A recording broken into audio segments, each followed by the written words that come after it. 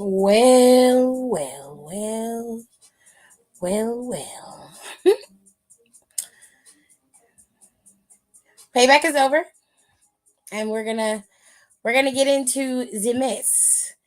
The mess that is payback. Yes, yes, we are going to get into the mess. Hold on, as we change the infographic.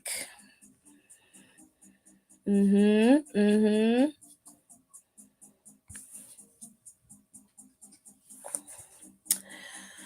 Alrighty then. Payback is over, ladies and gentlemen. They're running the previews and everything for the show, and it was a pretty cool show for the most part. I'm going to quickly run through these matches and get out of your hair. I promise I will not be on here for more than an hour just because I have no desire to do that. All right, so here we goes. Let me get some of these comments out. All right, everybody's in here. Great. All right, first match up was the steel cage match. By far, this was my favorite match of the night. And I never thought that I would say that, but I really did like this match. Trish did everything she was supposed to do. She showed up, she showed out in that match. Becky showed up in that match. That match was solid. It was a really good way to kick off the show. I really enjoyed it. If I wanted to, I could watch it again and wouldn't have no issues with it. I would love watching the show. It was really good. That match out of itself, I give it a good solid 8 out of 10. The ending for it was cool. Everything about it was cool. I really liked the match. And of course, Trish is now on all by her lonesome.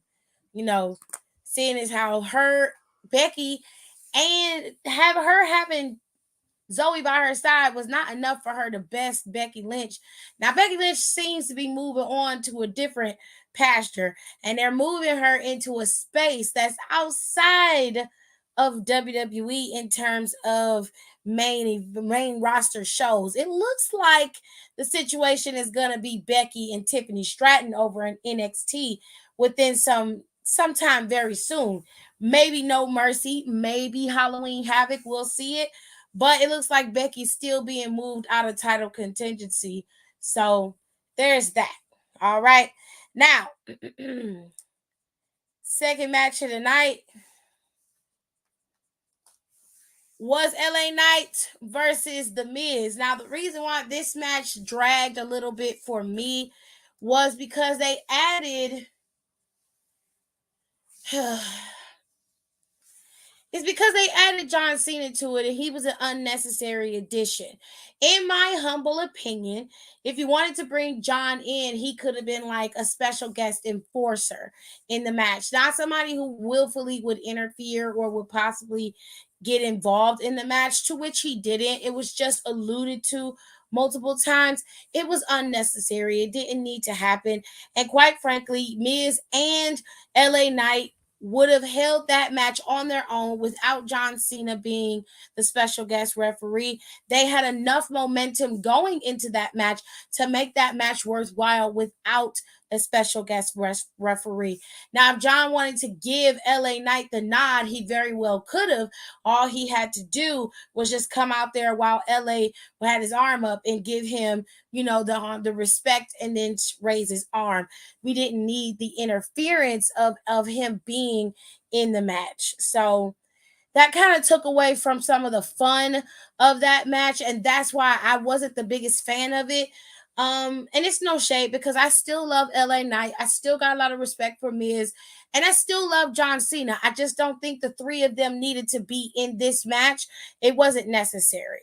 But respect to both men. They did put on a stellar match in spite of. So I'll give them a 6.5 out of 10 for this particular match, just because it generally just wasn't my favorite of the bunch. Okay. Now they pulled a little trick on me and put Austin and Rey Mysterio up next. Now I'm not gonna lie, I didn't pay attention to this match that much. I went to the bathroom when this match happened. Closer towards the end of the match, I was in the ladies' room. I did see who won and how he won. Rey Mysterio beat Austin Theory on a roll up. And of course, the LWO came out there to celebrate with their fearless leader. Now, this moves Rey Mysterio in a different, pasture. I don't know where they're going to go with this or how this is going to work, but I am very interested in what they're trying to do in terms of this United States Championship and where it's going to go, because it just seems like it was on the right track and now it isn't. And quite frankly, I do think that Rey Mysterio should give Santos a match. And if Santos, which I suspect he would, beats him fair and square, that's like a pseudo passing of the torch from Rey to Santos Escobar. It doesn't have to be a turning type of thing or the same old trope. Like, we can get similar of what we got with Sheamus and Edge, them fighting, but them still being able to respect the fight. And you could do the same thing with Rey Mysterio and Santos Escobar, and then have Santos rule as the United States champion and move into different pastures as well. There are many avenues that this can move into, but just to give it a fair shake, I did see some of the match. So from what I saw, it was pretty decent. Austin Theory did perform effectively. There wasn't anything wrong with that. And for the most part, Austin Theory is an excellent wrestler. I've never taken that from him. He's just not fun to watch in this setting of wrestling. He probably would succeed very well in AEW, but that's a whole different story for a totally different day. With all that being said, if I'm going to give this match a rating, I give it a 5 out of 10, just because I just wasn't generally interested in the match. And even though they did a successful job in terms of giving Rey the roll-up pin and them having a really good momentum and some good speed and fun and agility in this match, I just didn't care for it. So doesn't mean it was a bad match. It was good. It just wasn't one of my favorites. So let's move on to my second favorite match of the night, which was the street fight. Now, in the beginning, it was a little slow to get to the good parts, but as the match continued, it ramped up in everything, and that's when Judgment Day got heavily involved, and they ended up getting them the titles, which is one of the scenarios I thought was going to happen. I knew that if they won those titles, that more than likely Seth wasn't going to lose his championship to Damian Priest, or he wasn't going to cash in. Now, I knew they were going to get the title so that Judgment Day could be all decked out with gold. However, this is still not going to be safe for Judgment Day. Yeah, they're happy now, but they're going to have to acknowledge JD McDonough's attention in this match, as well as acknowledge what Dominic Mysterio sacrificed in that match. I mean, he had a lot going on. Dominic Mysterio was taken out by Kevin off the top. Like, Kevin almost missed that fucking table. He almost cleared that table. But luckily enough, he was able to catch the tail end of it. Kevin is doing some death-defying shit, and quite frankly, I wish he would not have, if we're being fair. But I will say that it was entertaining as fuck. I just don't like watching people die in front of my eyes like that. But you live your best life. If you enjoyed it, I'm 100% happy for you. I like the match. If I had to give this match a rating, I would give it an 8 out of 10 as well. I thought it was a solid match. The finish for it was okay. Some of the interferences for it didn't really sit that well with me, but it's Judgment Day. I expected a lot of interference, and that's what we got, a lot of interference. So they're champions. I don't think they're going to be champions long, if we're being fair. I really don't. I don't think they're going to be champions long. You see what's going on over on SmackDown with Bobby and the Street Profits. Then over there on Raw, you have formidable tag teams like the New Day. You've got Viking Raiders over there. You have what's left, what now is Drew McIntyre, and you have Matt Riddle for now. You have them as a tag team as well.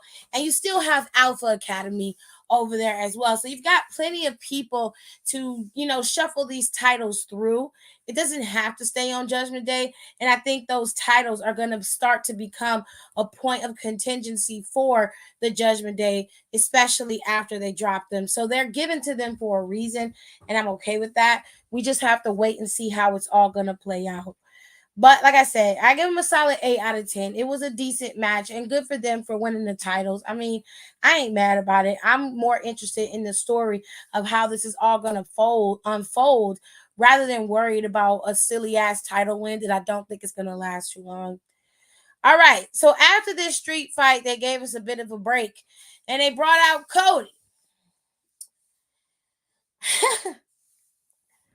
They swerved the hell out of us, but I still think what I said is going to make sense. Probably Friday. More than likely, they will announce that Cody's going to be on SmackDown on Friday, or he's going to have a big announcement on Monday. Something along those lines, because something about that was very, very poignant. He said he went out there to right a wrong that he saw a few weeks ago. Jey Uso was brought back to wrestling, to WWE, but not on the show where the bloodline and his brother is. He was brought back to go to Monday Night Raw. Now, one would have to ask, why would Cody Rhodes do that? Why would Cody Rhodes do that?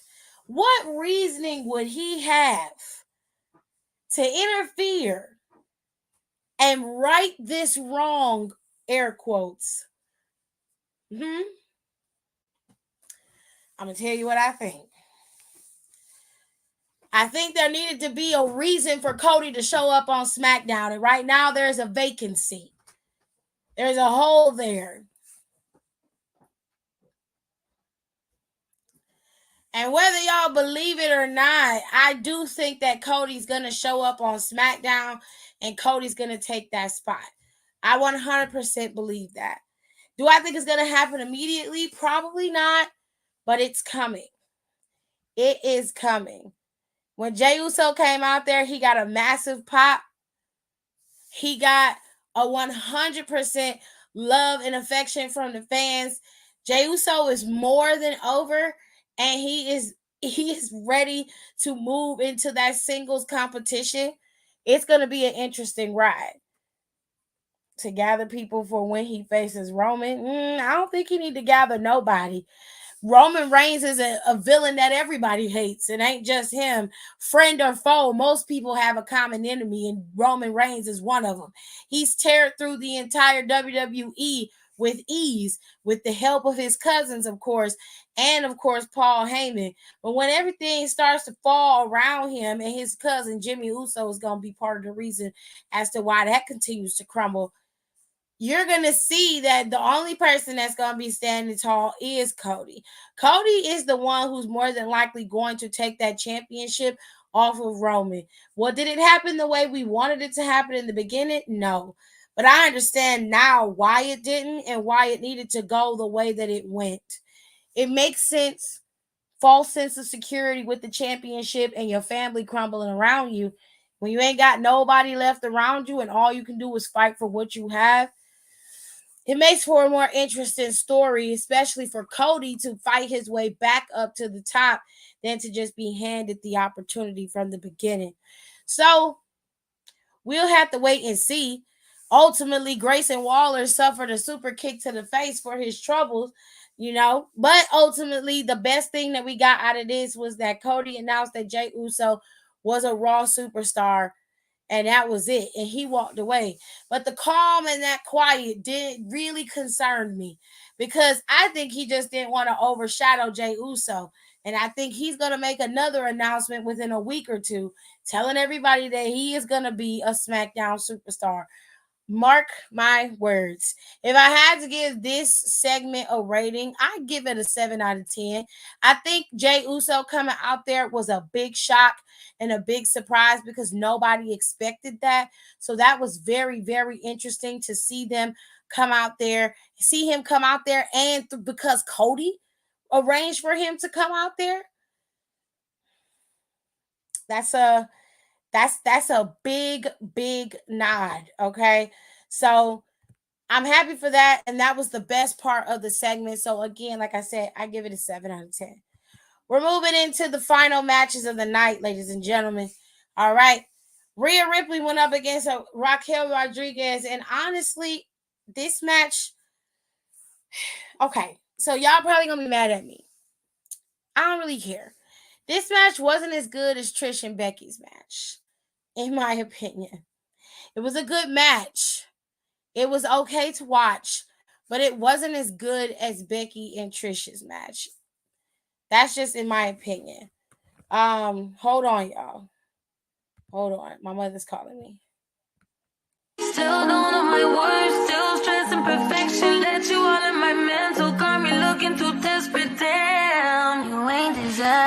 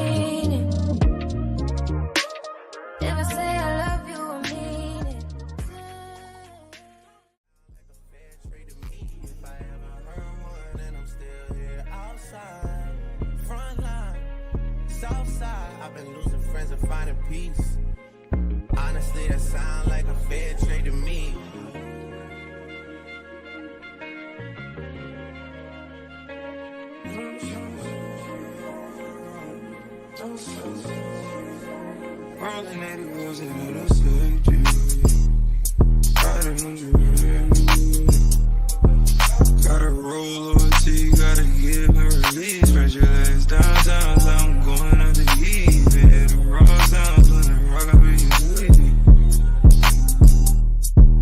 I'ma roll on the forever, let her roll on me. Split this one down the middle, wake up in harmony. A claps.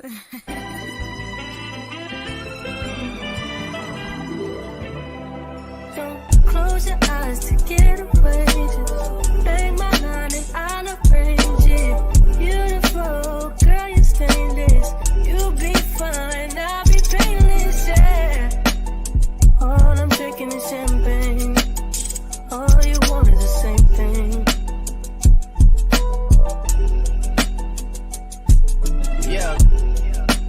The 10,000 building, get your ass an apartment, put you inside a G-class, that's just a start. It get plenty things count in life, but none of them is the thought of it. New piece around my neck is chess games, but shorty stay with calculated moves like Beth Harmon. Swear I'm more. Okay, sorry. My mom's out of town, so I had to make sure they was all right. Anyways,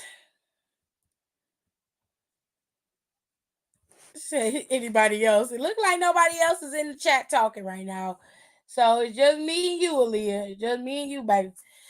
Like I said, it wasn't my favorite match, but it wasn't a bad match either. It was pretty decent. So shout out to the girls for at least having a second, the main second to last match on the card, and the first main event, I guess you could say, of the show. Okay. So I hope y'all enjoyed it, and we're gonna get to Shinsuke and Seth's match. So Shinsuke Nakamura and Seth had a match. Let me tell y'all something. Shinsuke is such a showman.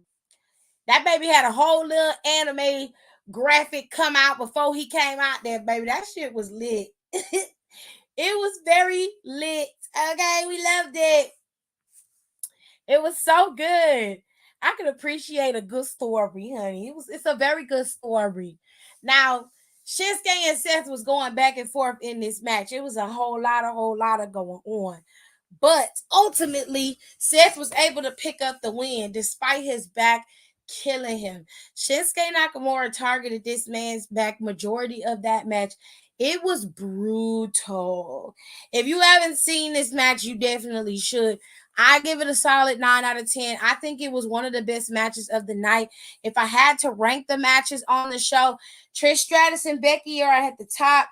Shinsuke and Seth are in the second. And then I give Rhea and Raquel a nice close third. And then actually it's Trish and Becky, KO and Sammy, and this Judgment Day. Seth and Shinsuke, they probably neck and neck with KO and Sammy and them because I like those matches together. And then I would put Rhea and Raquel underneath that. So those are my rankings for the matches that I liked. Everybody else, they did okay. I like this show overall. I thought it was well done. There were some pieces in here that I don't feel like needed to be changed, and others did.